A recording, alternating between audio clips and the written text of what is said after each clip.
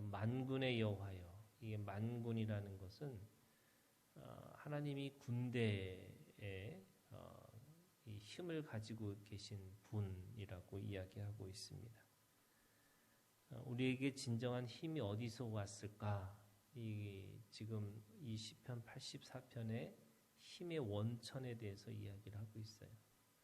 우리가 어떤 힘을 가지고 또 그 힘이 어떤 힘을 가지고 살아야 되는지를 우리에게 말씀하고 있는데, 우리에게 가지고 있는 힘의 원천, 그것이 오늘 하나님 앞에 있다라고 얘기하는 거죠. 삼손의 이 힘의 원천이 머리에 있었잖아요. 나실인의 언약 가운데 있었습니다.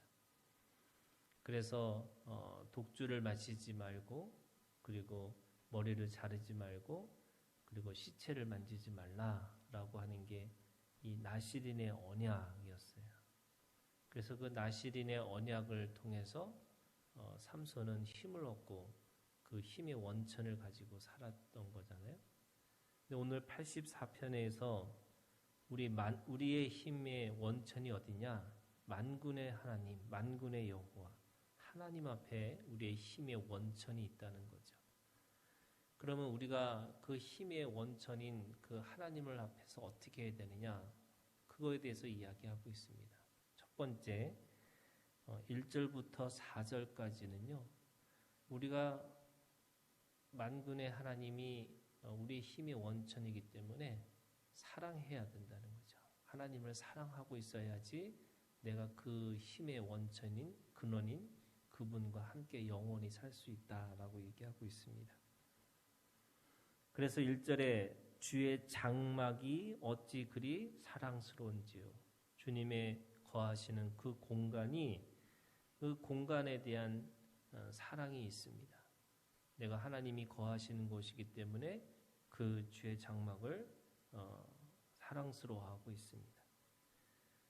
내 영혼이 여호와의 궁정, 그러니까 주의 장막과 여호와의 궁정이 같은 말이에요. 하나님이 거하시는 공간입니다. 내가 그 궁정을 사모하고 있어요. 내 영혼이. 근데 너무나 사모한 나머지 내가 쇠약할 정도로 내가 그렇게 사모하고 있다라고 얘기하고 있습니다. 그러면서 참새도 제 집을 얻고 제비도 새끼 둘 보금자리를 얻었나이다. 무슨 말이냐면 그 제단에 참새가 집을 짓고 제비도 새끼를 돌볼 수 있는 그 보금자리를 주님의 그 공간에다 두었다는 거예요. 그러니까 우리가 부러워하면은 그런 거잖아요. 그 집에 개도 부러운 것처럼 지금 하나님이 거하시는 그 공간에 참새조차도 제비조차도 내가 부럽습니다 라고 이야기하는 거죠. 그 정도로 하나님이 거하시는 공간에 대한 애틋함이, 그 사랑이 그 안에 있다고 말씀하고 있습니다.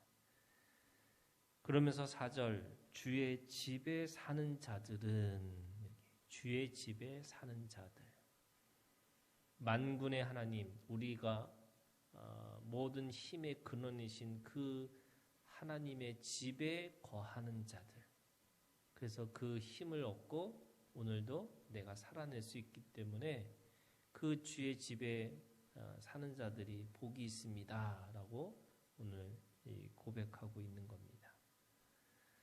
두 번째는요, 그렇게 살려고 하니까 어떻게 해야 돼요? 그 집을 향해서 가는 거예요. 내가 그 집을 향해서, 그 공간을 향해서 애쓰고 노력하고 그리고 그 믿음이 필요한 거죠. 그래서 5절에 주께 힘을 얻고 그 마음에 시온의 대로가 있는 자는 복이 있나이다. 시온의 대로 이렇게 돼 있어요. 하나님을 향해 걸어가는 그 발걸음이 가장 넓은 길 가운데 있다는 거죠. 그 말은 이 대로라고 하는 것은 누구도 어떤 것도 막을 수가 없다는 거예요. 내가 하나님의 거하는 공간에, 그래서 그 하나님이 내 힘의 원천이고 근원이기 때문에 그 막을 수 있는 것들은 어떤 것도 없는데, 그런데 그 가는 것이 쉽지가 않아요. 6절에 보니까 눈물 골짜기로 지나갑니다. 그것에 많은 샘이 있고 이른 비가 복을 채워주시지만 그 골짜기는 눈물의 골짜기입니다. 그런 거죠. 우리가 하나님을 찾고자 하고 하나님을 따라 살고자 하고 내가 하나님 앞에 살려고 하지만 결국 그건 눈물의 골짜기처럼 힘들고 어려워요. 그런데 눈물의 골짜기도 있지만 간간히 주고 있는 하나님의 그 안에서 또 그 가는 길에 주시는 하나님의 은혜가 있었다는 거죠. 많은 샘이 있었고요. 그때마다 이른 비가 복을 채워주셨습니다. 7절 그들은 힘을 얻고 또 얻어 나아가 시온에서 하나님 앞에 각기 나타나리라.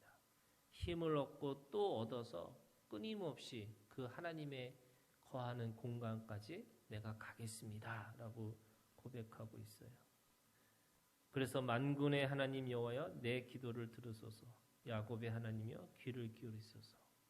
내가 그 걸어가는 그 발걸음 하나하나가 내 기도가 되어서 하나님 내 기도를 들어주셔서 내가 그 집에 영원히 거할 수 있도록 내가 그 하나님을 사랑하는 그 사모하는 마음이 끊이지 않고 내가 하나님 앞에 더 가까이 가겠습니다 라고 하는 그 고백이 있습니다. 그것이 5절부터 이 지금 8절까지 있는 말씀이 결국 그 시온의 대로를 향해서 걸어가는 그런 하나님을 향해서 걸어가는 그 믿음의 길을 가겠노라고 그렇게 고백하고 있는 거죠. 9절부터 12절까지는요.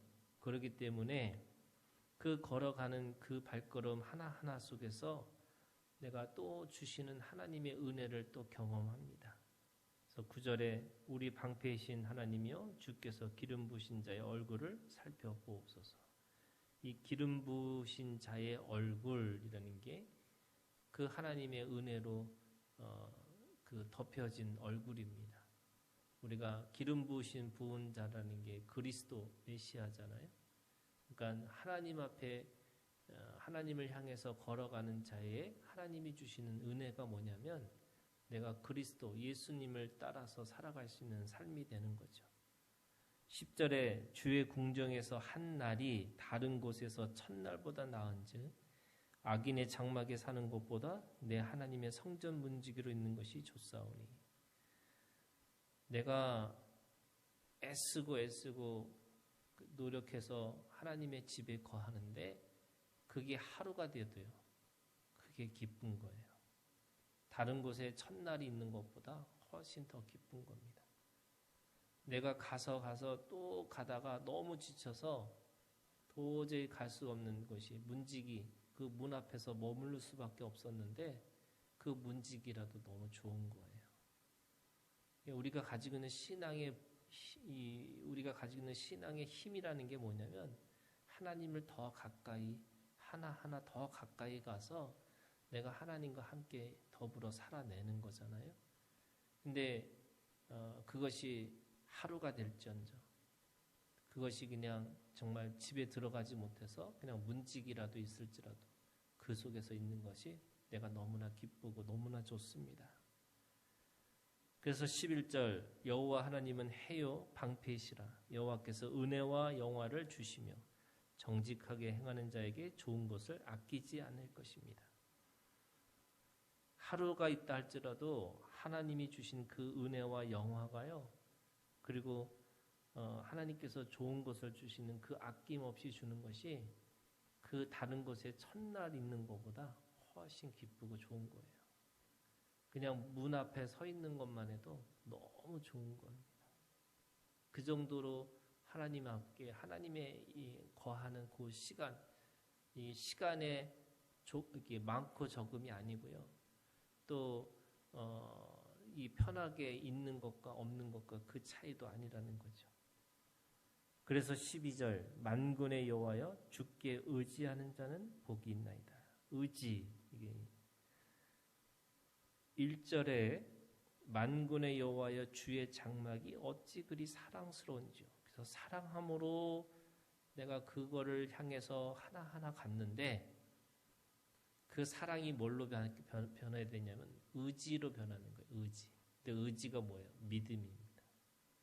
내가 사랑하는 것으로부터 감정이 내가 이제는 주님 앞에 의지하는 그 하나님이 주시는 복이 무엇인지를 알게 된 거죠.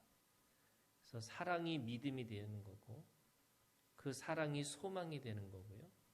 그래서 우리가 믿음, 소망, 사랑으로 가는 건데 결국 믿음이 왜 필요해요? 왜 소망이 필요해요? 아직도 내가 하나님 앞에 가야 될 것이 있기 때문에 믿음이 필요하고 소망이 필요한 거잖아요. 그런데 그 하나님의 집에 온전히 다 거하게 되면 이제 믿음도 없고 믿음도 필요 없고 소망도 필요 없는 거죠. 그 안에 사랑만 있는 거잖아요. 그런데 그 사랑을 구하고 살아가는 인생은 결국 의지가 필요한 겁니다. 믿음이 필요한 거예요. 그래서 내가 믿음으로 하나님 앞에 사랑을 드러내 줘야 되고 그 의지를 통해서 하나님 앞에 더 가까이 가는 것이고 그리고 다른 곳에 있는 것보다 내가 하나님의 집에 영원히 거하는 것이 하루를 거하든지 또는 문직이라도 있는 것이 그것이 너무나 기쁘고 좋은 것이라는 그 고백이 오늘 이 시인의 고백입니다. 오늘 우리가 주님 안에서 하나님 앞에 더 가까이 가는 그런 믿음의 기도를 드리기를 원하시고요. 또 오늘 하루도 우리가 살아가면서 하나님이 우리에게 주시는 힘을 가지고 복된 하루가 되기를 주님의 이름으로 축원합니다.